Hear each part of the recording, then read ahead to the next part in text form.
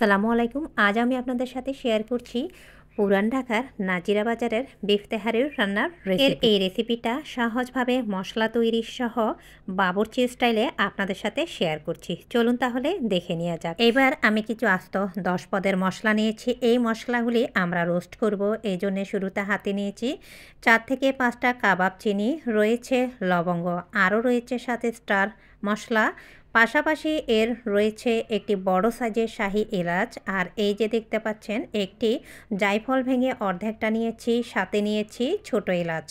এর পাশাপাশি আরও নিয়েছি আমি রাঁধুনির পরিমাণটা বেশি নেওয়া যাবে না, সাথে কয়েক টুকরা জয়ত্রী। শাহী আমি জিরা নিয়েছি এখানে 1 টেবিল চামচ পরিমাণ, হাফ টেবিল চামচ পরিমাণ নিয়েছি মিষ্টি মৌরি। এগুলো আমি অফিস কিনে ভালোভাবে রোস্ট করে গুঁড়া করে নিয়েছি। এইবার একটি হাঁড়িতে আমি 300 গ্রাম রান্নার সয়াবিন তেল, 250 গ্রাম পেঁয়াজ দিয়ে পেঁয়াজটা নরম হয়ে আসা পর্যন্ত রান্না করে নিচ্ছি। পেঁয়াজটা যখন রান্না হয়ে আসবে বা নরম হয়ে আসবে, ভরে ভরে 3 টেবিল চামচ পরিমাণ রসুন বাটা দিয়ে দিচ্ছি, সাথে দিয়ে দিচ্ছি 2 টেবিল চামচ পরিমাণ ভরে ভরে আদা বাটা দিয়ে ভালোভাবে এর কাঁচা ঘ্রাণটা চলে যাওয়া পর্যন্ত রান্না করে নিচ্ছি। যখন এর কাঁচা ঘ্রাণটা চলে যাবে, আগে থেকে আমি 1250 গ্রাম মানে 1 কেজির চাইতে 250 গ্রাম বেশি 5 পোয়া গরুর মাংস এইভাবে কেটে ফ্রেশ করে ধুয়ে পানি ঝরিয়ে নিয়েছি। আপনারা চাইলে গরুর মাংসের জায়গায় খাসির মাংসটা ব্যবহার করতে পারেন। দিয়ে দিলাম সেই মাংসটা, সাথে কিছু পরিমাণ কাঁচা মরিচ আর টক দই, সাথে এবার 1 টিস্পুন পরিমাণ ভরে ভরে গোলমরিচ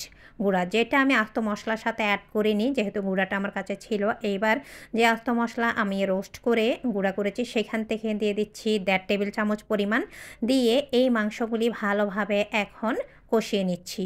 ভালোভাবে আমি সমস্ত মশলা মাংসের সাথে মিলিয়ে নিয়েছি। এবার ঢাকনা দিয়ে ঢেকে কোনো প্রকার পানি ছাড়া চুলার জালটা কমিয়ে কিছু সময় 10 থেকে 15 মিনিট পর্যন্ত রান্না করব। এরপরে দিয়ে দিচ্ছি স্বাদ মতো লবণটা, যাতে মাংসের মাঝে লবণটা প্রবেশ করতে পারে। লবণটা আমরা পরবর্তীতে আবারও ব্যবহার করব।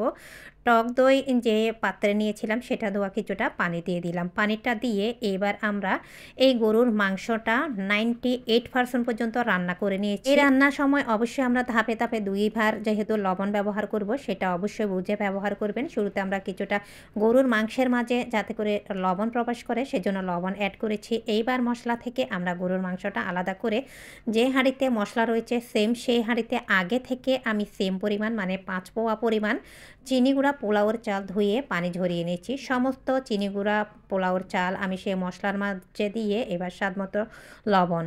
আর একটি গোপন টিপস শেয়ার করছি, যে কোনো এই ধরনের রান্না বিরিয়ানি অথবা গ্রেভি টাইপের চিকেন রোস্ট, চিকেন টাইপের যে কোনো রান্নার ক্ষেত্রে কিছুটা চিনি ব্যবহার করবেন। আমি হাতে যেটা ব্যবহার ছিলাম লবণের মতো দেখতে, সেটা পরবর্তীতে অ্যাড করেছি, সেটা ছিল 1 টিস্পুন পরিমাণ চিনি। এইবার আমি যে পরিমাণ চাল ব্যবহার করেছি ঠিক ডাবল পরিমাণ ফুটন্ত গরম পানি দিয়ে দিলাম, আর তার আগে আমি চালটা মশলার সাথে ভালোভাবে মিশিয়ে নিয়েছি।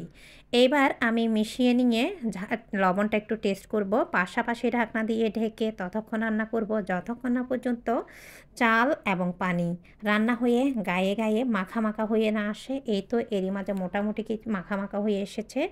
এইবার এর মাঝে আগে থেকে আমি মশলা থেকে যে গরুর মাংসটা উঠিয়ে বা সরিয়ে রেখেছি সেটা দিয়ে ভালোভাবে মিশিয়ে নিচ্ছি। একটু সময় নিয়ে এ সময় চুলার জালটা কমিয়ে তারপর মিলিয়ে নেবেন। এতে করে গরুর মাংসের মাঝে যে মশলাটা রয়েছে সেটাও ভালোভাবে চাল বা রাইসের মাঝে মিশতে বা এর মাঝে লবণটাও একে অপরের সাথে প্রবেশ করতে সাহায্য করবে। এবার ভালোভাবে মিশিয়ে নেওয়া হয়ে গিয়েছে। একটি তাওয়া দিয়ে 15 থেকে 20 মিনিট, যদি ভাতের কোয়ান্টিটি পরিমাণ বেশি হয় একটু দম অথবা তাপে দিতে হবে বেশি সময়। আমি 25 মিনিট তাপে বা দমে দিয়েছি। এর মাঝে আলহামদুলিল্লাহ আমাদের রাইসটা ভালোভাবে ফুটে গিয়েছে। আর এর মাঝে 2 টেবিল চামচ পরিমাণ ঘি দিয়ে কেওড়ার সুগন্ধিটা দিয়ে নামিয়ে নিচ্ছি। আপনারা পাশাপাশি যদি গোলাপ জল থাকে সেটাও ব্যবহার করতে পারেন।